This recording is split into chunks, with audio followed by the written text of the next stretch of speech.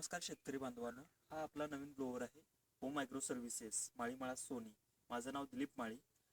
2 ते 3 वर्ष मल्टीनॅशनल कंपनीतला स्प्रेअरमधला एक्सपिरियन्स आणि आपलं शेतीला म्हणजे द्राक्ष बागेत जे जे काही अडचणी येतात ब्लोअर जोडताना म्हणा किंवा आपण हाताळण्यास काय काय प्रॉब्लेम आहेत त्याचा फील्ड एक्सपिरियन्स घेऊन हा मी नवीन ब्लोअर डिझाईन केलेला आहे.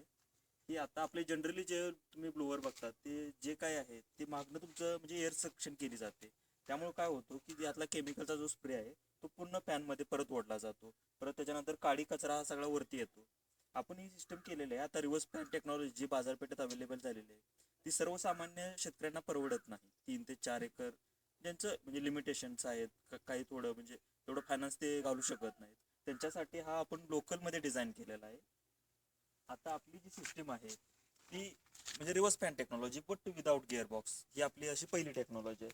त्यातून तुमचं जे काही एअरचं सक्शन आहे ते वर ड्रायव्हर साईडकडून होणार त्यामुळे काडी कचरा किंवा धूळ अजिबात येणार नाही. त्याच्यानंतर आपलं जर रेग्युलर ब्लोअर तुम्ही पाहिला तर त्याच्याकडे एक साईडला वायर जास्त आणि एक साईडला कमी जाणवतं. आपण जे येतं ते दोन्हीकडे इक्वल करण्यासाठी या काउंटर पेज दिलेले आहे.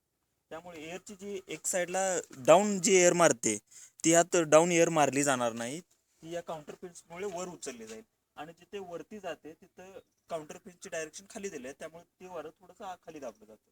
नोझलची अरेंजमेंट अशा पद्धतीने केलेली आहे की जिथं एअरचं प्रेशर जास्त आहे तिथं आपला हा नोझलची टिप आहे ती त्या पोर्शनला कव्हर करते. त्यामुळे जर हा नोझल जर इथे असेल तर एअरचं प्रेशर ह्या पोर्शनला सगळ्यात जास्त येतं. मग ती जी माउंटिंगची पद्धत आहे ती चुकीची आहे. ही आपली जी ह्या काय होतं की तुमचा नोझलचा पॉईंट आणि वाऱ्याचं जे काही स्पीड आहे ती दोन्ही एकमेकाला इथं मॅच होतं त्यामुळे कॅनॉपी जास्तीत जास्त पेनिट्रेट होते. आणि हे आपलं आहे ते म्हणजे वाऱ्याचं स्पीड ॲनिमोमीटर म्हणतात त्याला. त्यात जर तुम्ही ह्याच्यात बघितलं तर याचं जवळजवळ तुम्हाला जर मिसुबिशीचं ट्रॅक्टर असला 18 HP तर त्याला 1700 RPM ला तुमचं एअर आउटपुट जवळजवळ 25 मीटर पर सेकंद आहे.